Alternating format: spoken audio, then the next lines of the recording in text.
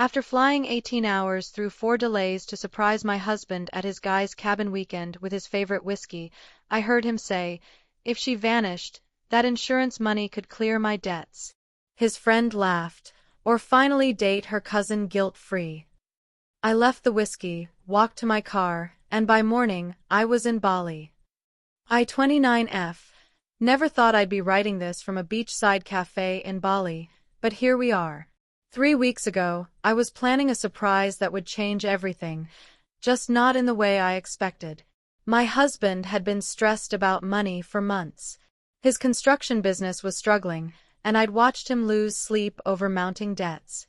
When he mentioned his annual guys' weekend at the cabin, I saw an opportunity. He'd been working 18-hour days, barely eating, snapping at everything. I thought surprising him with his favorite $300 bottle of Japanese whiskey might remind him we were in this together. The flight from Chicago was a nightmare. For delays, cramped middle seats, crying babies, and airport food that cost more than my monthly gym membership. By the time I landed, I was exhausted but excited. I'd coordinated with his best friend's wife to get the cabin address and planned to show up Saturday evening when they'd be relaxed and drinking. The cabin sat deep in the woods, accessible only by a winding dirt road. I parked behind a cluster of trees about 50 yards away, not wanting to ruin the surprise by having them spot my car. The whiskey box felt heavy in my hands as I approached the back deck, where I could hear their voices carrying through the night air. I was maybe 10 feet from the sliding door when I heard my name. Something in the tone made me freeze behind a large pine tree. My husband was explaining how the life insurance policy we'd taken out last year was substantial enough to clear all his business debts.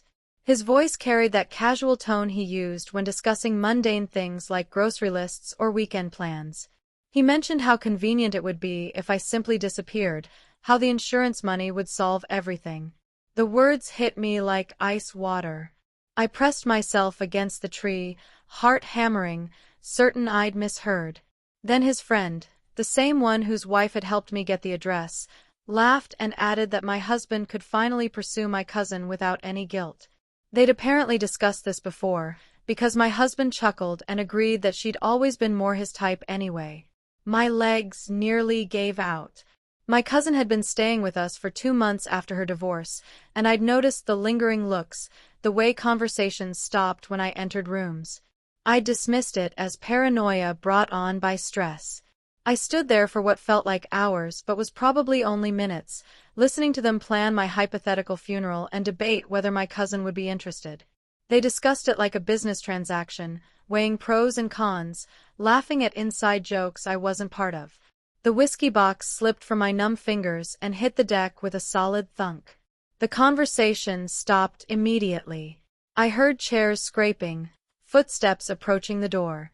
Without thinking, I turned and ran through the trees, branches catching my jacket, pine needles crunching under my feet. I reached my car as the back door opened and voices called out, probably wondering about the noise. I drove in complete silence for 2 hours before pulling into a 24-hour diner parking lot. My hands were shaking so badly I could barely hold my phone. I sat there until sunrise, replaying every conversation, every look, every moment from the past year that suddenly made horrible sense. The insurance policy had been his idea. He'd insisted we needed more coverage, had handled all the paperwork himself. The amount was significant, enough to clear his debts and start fresh. My cousin's extended stay had also been his suggestion, claiming family should help family during difficult times. By morning, I'd made my decision. I drove straight to the airport and bought a ticket to Bali on my credit card. I'd always wanted to visit, had mentioned it countless times while he nodded absently and changed the subject. I left my car in long-term parking, sent a single text saying I needed space to think, and boarded the plane. Update 1. It's been 3 weeks now. The first few days were surreal. I kept expecting to wake up from a nightmare. I stayed in a small guest house in Ubud, spending my days walking through rice terraces and my nights planning what came next. My husband's calls and texts started frantic, then angry, then desperate. He claimed he was worried sick, that he'd called the police, that everyone was looking for me. He never mentioned the whiskey or asked how I'd gotten the cabin address. My cousin texted too, playing the concerned family member perfectly. She asked if I was okay, said my husband was devastated, offered to help however she could. The performance was almost convincing. I hired a local lawyer who specialized in international cases. Through him, I contacted a firm back home and began documenting everything. The insurance policy, the financial records, screenshots of every message. I also had them investigate my husband's business dealings more thoroughly. What they found was worse than I'd imagined. The business wasn't just struggling, it was completely fabricated. The construction company existed only on paper. He'd been using fake contracts and invoices to justify the money he was spending, money that was actually coming from credit cards and loans taken out in both our names. My credit was destroyed. We owed nearly $200,000 to various creditors, and I was legally responsible for half of it despite knowing nothing about these debts. Update 2. The lawyer explained that my husband had been planning this for over a year. The life insurance wasn't just about clearing debts, it was about escaping consequences entirely. If I died, he'd collect the insurance money, claim grief prevented him from managing business affairs properly, and likely declare bankruptcy to clear the remaining debts. Meanwhile, I discovered my cousin had been in on it longer than I'd realized. She'd been feeding him information about my schedule, my habits, even my fears. The divorce that brought her to our house was apparently amicable. She'd moved in specifically to help with their plan. From Bali, I began my own plan. First, I transferred what remained of my personal savings to an account he couldn't access. It wasn't much, but it was something. Then I started documenting everything, every fraudulent business expense, every forged signature, every lie. I also reached out to his actual friends, the ones who weren't part of the cabin weekend. I learned that several of them had been approached about investing in his construction business. He'd shown them fake contracts and promised huge returns. 2 had already given him money. The web of lies was enormous, and I was sitting in the center of it, legally responsible for debts I'd never incurred and crimes I'd never committed. Update 3. After a month in Bali, I flew back to face everything. But I didn't go home.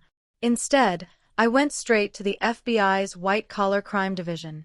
The evidence I'd gathered, combined with what the lawyers had uncovered, painted a clear picture of fraud, identity theft, and conspiracy. The insurance angle added attempted murder to the list, even if it was just wishful thinking on his part.